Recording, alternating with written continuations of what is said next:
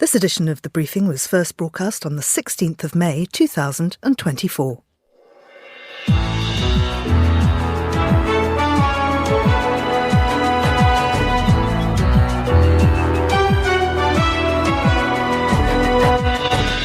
Hello and welcome to The Briefing, broadcasting to you live from Studio 1 here at Midori House in London.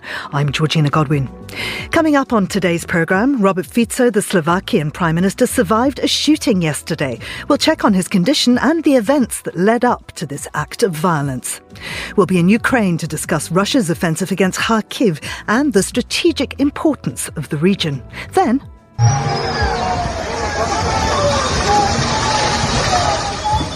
Namur, the capital of New Caledonia, is under a state of emergency as violence continues after an amendment to the electoral law. We'll have a quick roundup of business news, and then Switzerland's new global pop star is Nemo, who's just won the Eurovision Song Contest. But who are the country's other stars? Fernando, what's happening today? Oh yes, Georgina, we'll find out other Swiss incredible pop jams. The Global Countdown will reveal all. Stay with us right here on The Briefing with me, Georgina Godwin.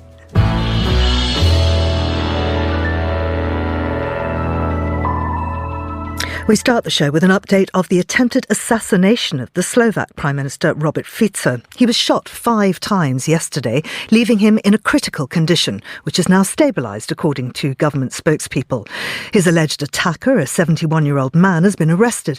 But why did this happen, and is the divisive state of politics in Slovakia to blame? Well, Monocle's Vienna correspondent Alexei Koryalov joins me now. Alexei, welcome back to the show. Can you walk us through the events of yesterday, please? Yes, so Robert Fico, the Prime Minister, he was in this small town about 190 kilometers northeast of Bratislava, attending a government meeting. And then as he left that meeting, he was accosted by this man and he was shot 5 times. He was rushed to hospital in a nearby town and he remains there in a stable but serious condition. That's the latest about his condition. The attack's been blamed on the huge divides in Slovak society and politics, and critics accuse Fico of destroying democracy and trying to take Slovakia back to the repression of the country's Communist Party before the 1989 fall of the Berlin Wall. I wonder if you could just unpick that political background for us. Well, yeah, I mean, Slovakia, it's a tiny country, a relatively young country. It's only been a sovereign state for about 30 years, but ever since the start, it's always had problems with sort of political divisiveness, nationalism and so on. And Fico, of course, is seen, his government is seen very much as a sort of pro-Russian, nationalist, populist administration. And I mean, in fact, it is. So he's been pushing, like Viktor Orban in neighboring Hungary, he's been pushing this very pro-Russian narrative, ending sanctions on Russia. He got elected on his pledge not to send ammunition to Ukraine, state military to Ukraine. And that's been very, very divisive. There's been protests and demonstrations across Slovakia basically non-stop since he got elected in protest at his policies.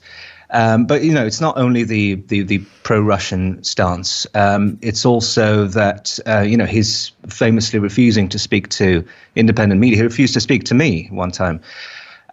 His government is now in the process of dismantling the country's national broadcaster. In fact, the attack on Fico happened as Parliament was sitting discussing this yesterday. And, that's been hugely divisive as well. So we have this incredibly charged atmosphere. And of course, his ministers, his deputy ministers, they've all come out since the attack to say that, this attack was only possible because of this unhealthy atmosphere in the country that's been sort of pushed by leftist opposition parties and political forces, and not blaming them for the attack, but saying, that this sort of prepared the ground for it. And what about the perpetrator? I mean, do we have any understanding if this was actually driven by political ideology or not? Well, that's what the Interior Minister said last night, that, it is his understanding that this was a politically motivated attack. But his motive remains unclear. He's yet to be interviewed, or rather the details of the interview have yet to come to light.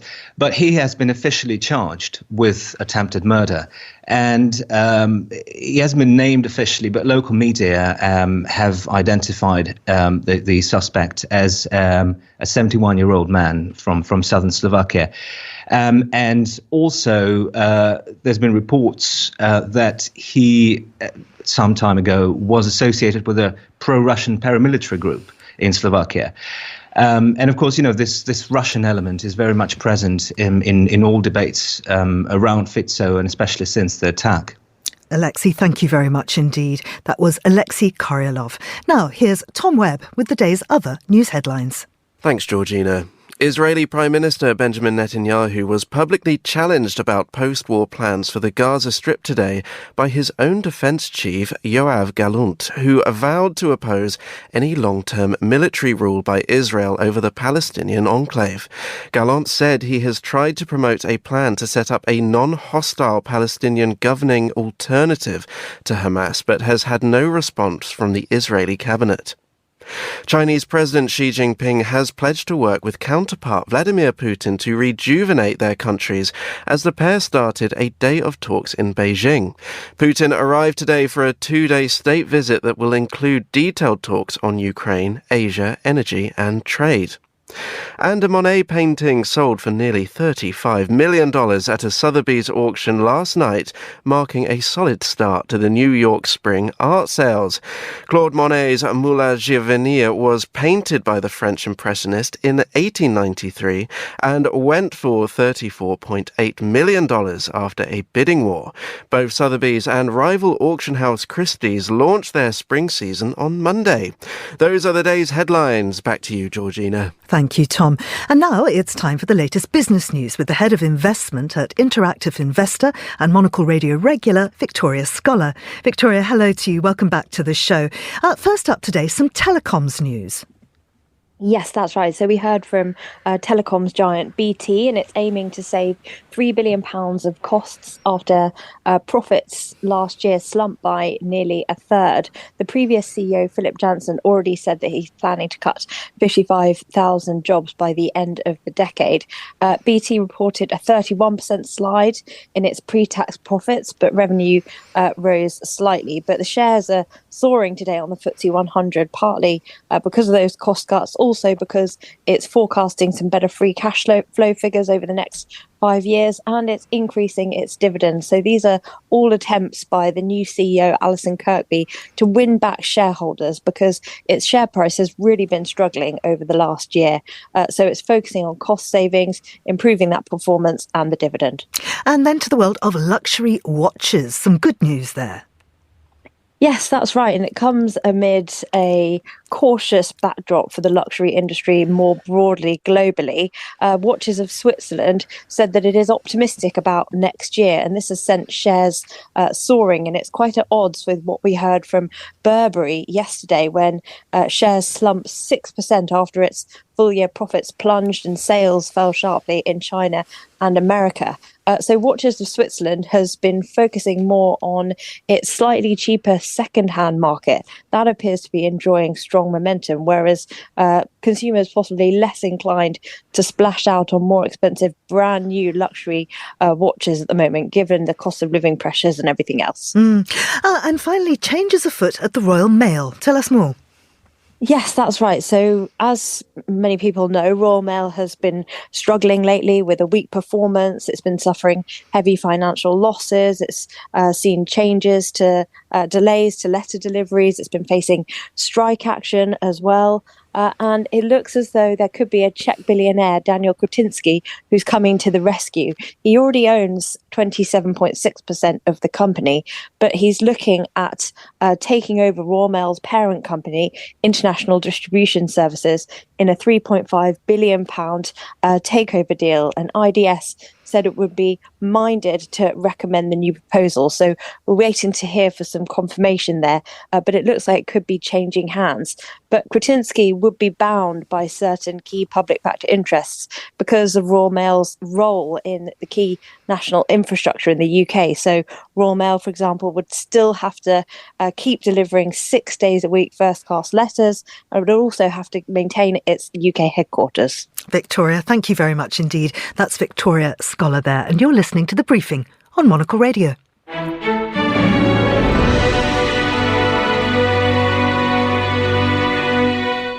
Now, in Ukraine, Russian troops are pressing ahead with a new offensive in the northeast of the country, in one of the most significant ground attacks since Moscow's full-scale invasion began in February 2022.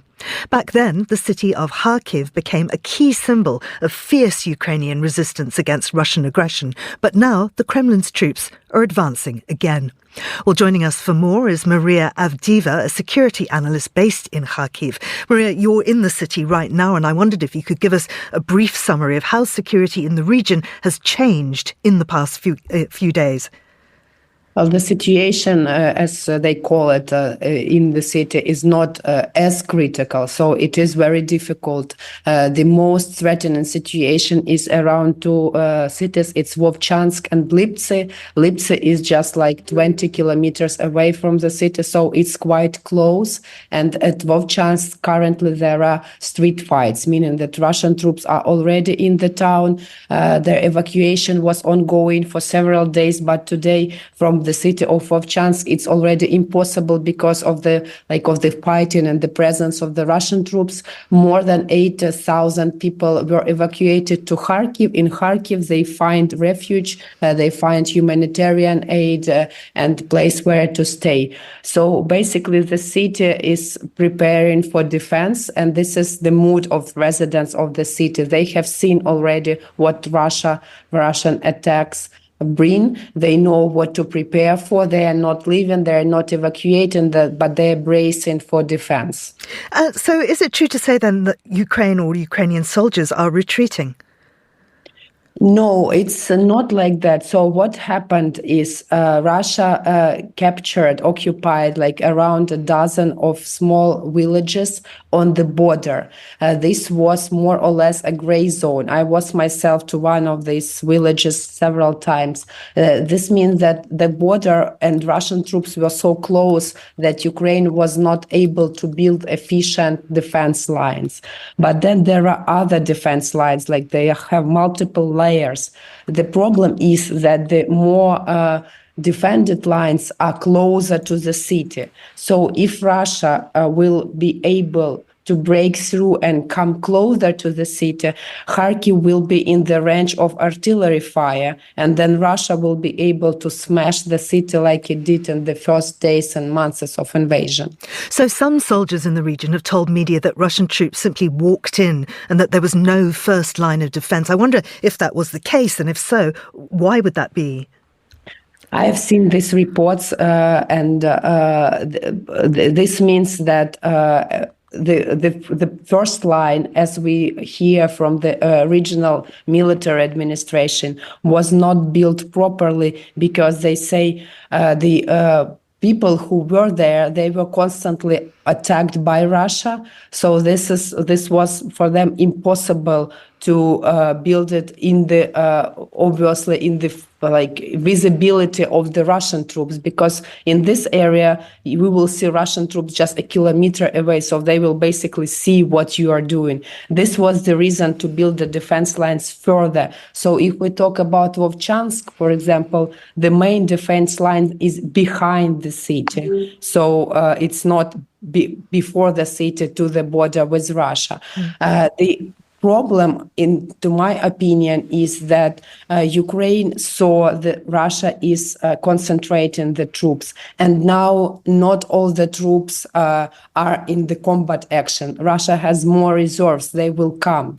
And the main question was that Ukraine was not able and was not allowed to use Western supplied high precise weapons to hit the troops while they were concentrating. Ukraine was not able, it's not possible to do it because it's like a prohibited by partners who supply these weapons. So there was a multiple factors that allowed this to happen, not just something alone.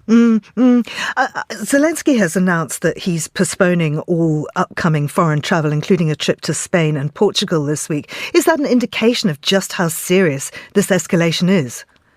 Yes, it's serious, and I've just, before we started speaking a minute ago, saw there is a general staff meeting happening somewhere around Kharkiv with a high military command.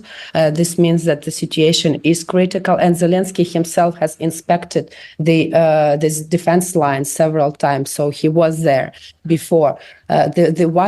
Why is it critical? Because Kharkiv is second largest city, and if Russia manages to break through and come closer to have a city in the range of artillery fire, this will mean the collapse of the entire front line, because Kharkiv now is the key city not only for the region but the whole big area, because this is like a key stronghold, major Ukrainian city in the east, and it was always on Russian radar. So Russia was all the time saying they want to come back, because the humiliating retreat in the autumn of 2022 left them unsatisfied, and they wanted to come back and attack again.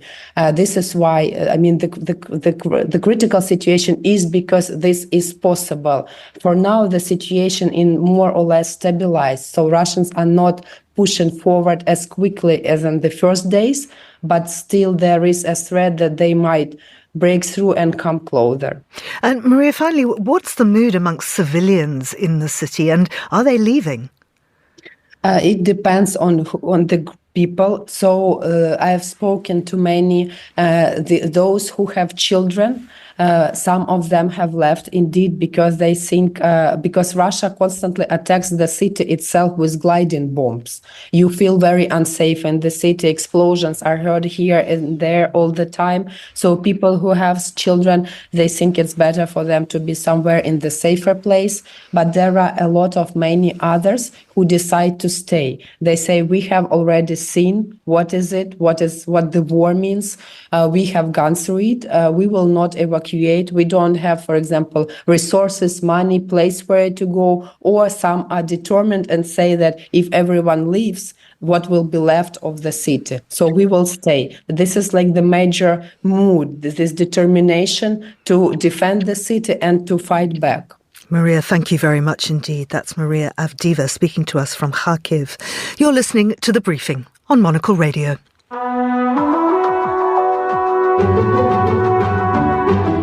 Violence continues in New Caledonia, which lies in the southwest Pacific, some 1,500 kilometres east of Australia. A state of emergency has been declared as rioting broke out over a new electoral bill adopted by lawmakers in Paris on Tuesday. Armed forces are protecting the two airports and the port, and hundreds of French police are on their way to the Pacific territory.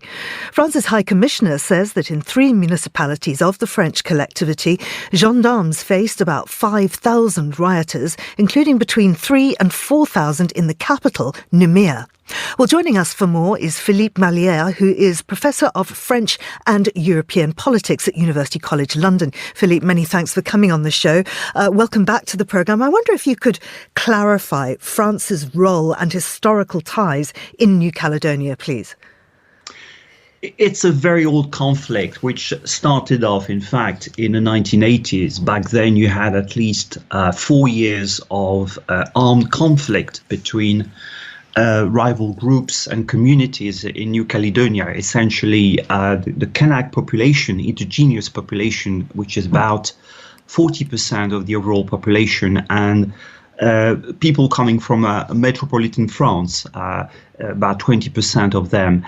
And at the time, peace was restored following peace negotiations, and I think, in fact, the so-called Nouméa Accord settled that peace in 1998. And the agreement was very important because at the time there was a pledge to organize referenda for independence, because there is a strong movement in support of independence. They took place between 2018 and 2021. The last one was controversial. It took place during the COVID pandemic.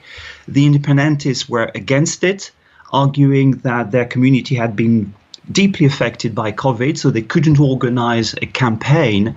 They boycotted the event. So that was for the first time the French government was seen as not as a sort of a peace broker, but as partisan, siding with the loyalist, the so-called French community. So this decision now to unfreeze the electoral roll, that's which started off the sort of the scenes of violence that are taking place in New Caledonia today, is seen as yet another act of another partisan act on the part of the French government. That's why tensions are running very high at the moment. And what exactly does the law specify? Well, the law is about unfreezing the electoral roll. It means that from now on, anyone settling with their family in New Caledonia will be eligible to vote if you spend 10 years there. Whereas until then, the electoral college was frozen. People, you had to be a resident in New Caledonia before 1998.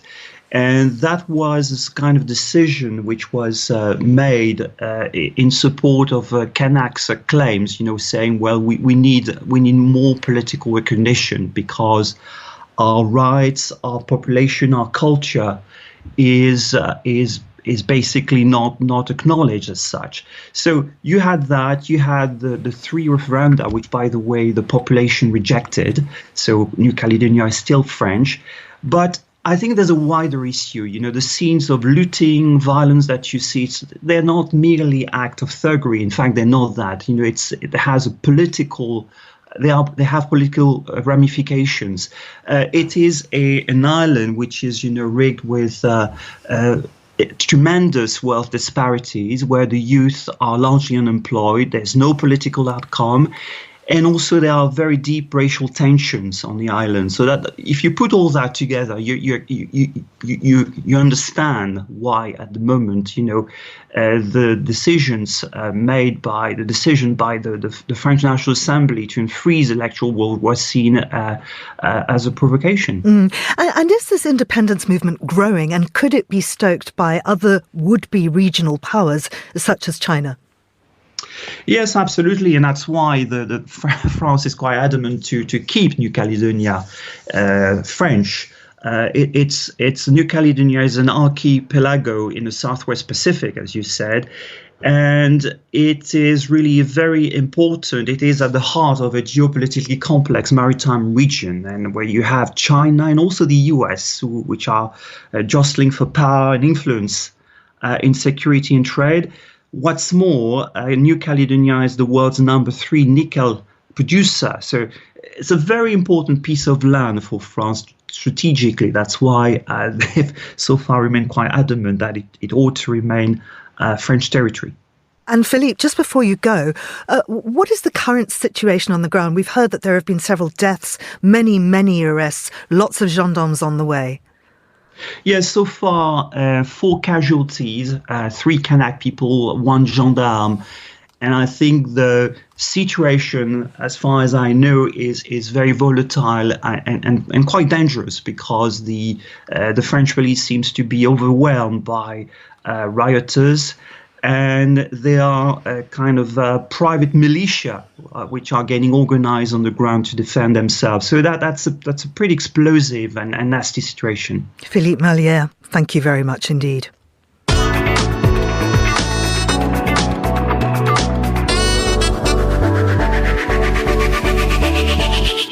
Time now for the Global Countdown with Fernando Augusto Pacheco. Faye, we're doing something a little different today. Eurovision just happened on Saturday. Switzerland won for the 3rd time ever. A very well-deserved victory for Nemo, the Swiss entry. So I've decided, Georgina, to look at the best-selling, most popular Swiss singles from Swiss artists at the Swiss charts. And it's interesting because, I like to look at the charts every week. There are not many Swiss artists even in their own charts. So I wonder if Nemo's victory could help, actually, a little bit the music industry in the country. And here we're going to remind that there are some great Swiss artists out there. But I think we should start with Nemo. Well, just before we do, can I just query his name? Is it Nemo as in finding, the clownfish, or is it Nemo as in Nemo me impune licessit, the Latin phrase, no one provokes me with impunity? Probably the second one. I am not 100% confirmed with that, but it's kind of cute if it was the first one as well. Some of the Swiss newspapers, they had a little bit of fun with the headlines. Europe finally found Nemo, which we're going to listen to it right now. That's where I found my kingdom come. My heart beats like a drum.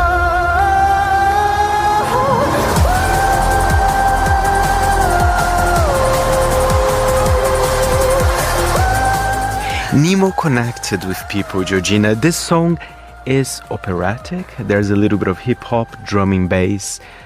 Clearly, Nemo is a very talented musician here. I mean, that just had all the Eurovision tick boxes, didn't it? The key change, everything. I mean, great staging. Yeah. That disc there. I mean, I wouldn't be able to do it. I would feel a little bit dizzy. But you were there watching it, weren't you? It was quite impressive. Well deserved for Nemo. What was the atmosphere like?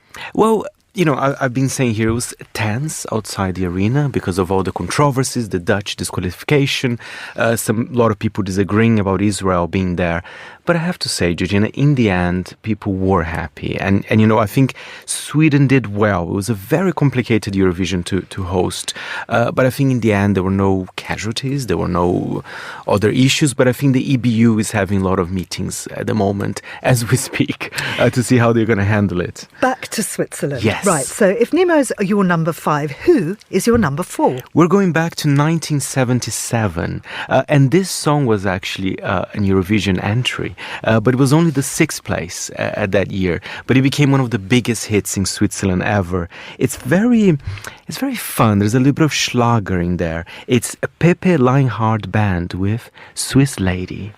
Spielt der Rock'n'Roll, spielt der Dixieland und war bekannt als die One-Man-Mountain-Band. Sagte, durch sie allein ist die Welt voll Musik. Sie gibt mir alles und vergisst mich nie. Sie ist meine Swiss Lady und ich ein Mann aus den Bergen. You were asking me what's Schlager. That's exactly what you just did, Georgina. Well, that little German dance there. That little German dance. Or Swiss dance in this case. And Pepe's still going on. He's 78 years old now. And he's kind of a band leader. There's a group of 6 of them. But Swiss Lady was a massive hit. It's an homage to his country and to all Swiss ladies out there. Who have you got at number 3? Number 3, that's a more recent one. That was from 2018. And this song was on the top of the Swiss charts for 21 weeks. That's an impressive number. It's a rap duo from Bern. I mean, I say rap. I mean, you're going to hear it. It's not, Shall we have a listen, actually? Absolutely. It's Low and Leduc with 079.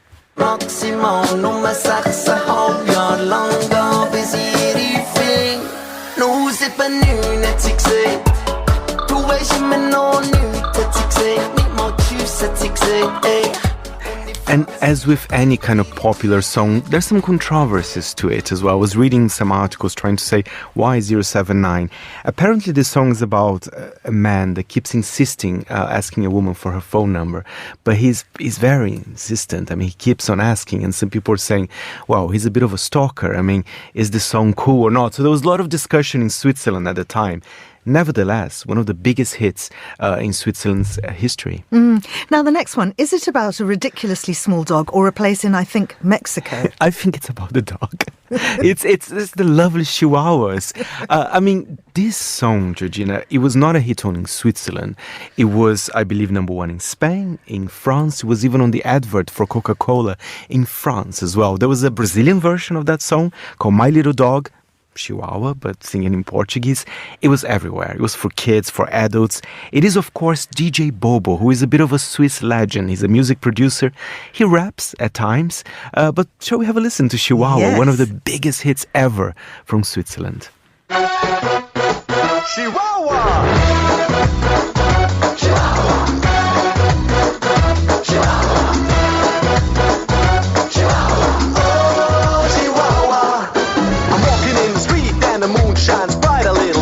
Keep spinning on my mind tonight. I gotcha. Chihuahua. I mean, I love it. I love the silliness of DJ Bobo, and we should never underestimate DJ Bobo. And I think there's a little bit of a segue here, if you don't mind, because we have more DJ Bobo. I've spoke to some of my Swiss friends. Some of them are a bit embarrassed, and I don't think they should be, because, DJ Bobo, he has been an Eurovision entry for Switzerland. I think he's the best-selling Swiss artist of all time. So next year, when the event's going to be in Switzerland, I guarantee you that he will be there. And he's going on a tour as well, starting in August. And guess his first tour, where is it going to be? In São Paulo, my hometown. That just shows how international he is. And then he's heading to Santiago, to Poland. But at number one, that song was everywhere in 1993. It is another classic by DJ Bobo, Somebody Dance With Me. Like round and round, upside down, living more life till you see what's on the ground. Then put your hands up in the air, wave like you just don't care. And if you're ready to rock, then rock with me. Somebody say, oh yeah, oh yeah, ow.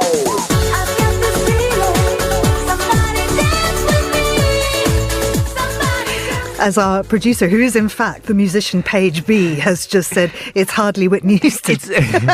It's not Whitney Houston, but, it's hard to compete with her voice as well. But, he does have some great rhymes on Chihuahua as well. And if I may recommend, you should go back to his old catalog. He had 27 hits in Switzerland. One of my favorites is Everybody. Everybody sing a song. I'm not going to sing. I think we should ask for our producer Paige. She has a much better voice than me. But well done, DJ Bobo. Absolutely. A double dose of DJ Bobo there. My cup runneth over, and I'm so glad you've told me there are 27 more that I can subject myself to. Fernando Augusto Pacheco, thank you very much indeed. And that's all for this edition of The Briefing, which was produced by Paige Reynolds, aka Paige B. Our researcher was George Ruskin, and our studio manager was Tamsin Howard. The Briefing is back tomorrow at the same time.